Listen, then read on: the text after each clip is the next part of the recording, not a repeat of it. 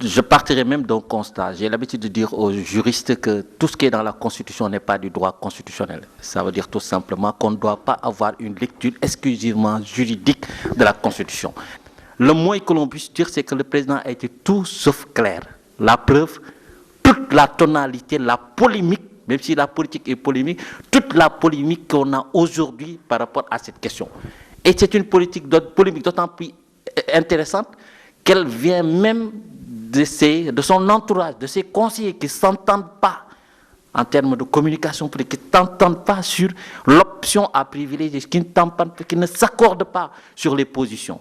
L'un dit que le président n'est pas lié, pas mal de constitutionnalistes viennent le démentir, l'autre tient un discours totalement contre le premier conseiller qui dit finalement le président n'est pas totalement lié. Et donc tout ça, c'est une sorte de cacophonie, de confusion, et même je qualifierais de densité totalement confuse, puisqu'on ne sait plus aujourd'hui à quelle vérité s'en tenir.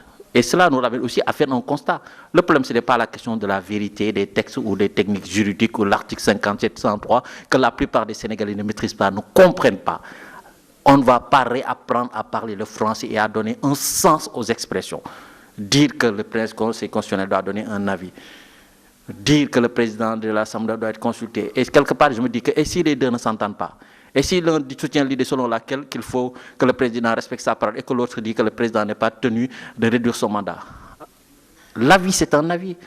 On demande, les juristes sont rentrés dans un débat avis conforme, avis consultatif, mais je pense que même les étudiants de L2, L1 savent déjà à quoi s'en tenir par rapport à cette question.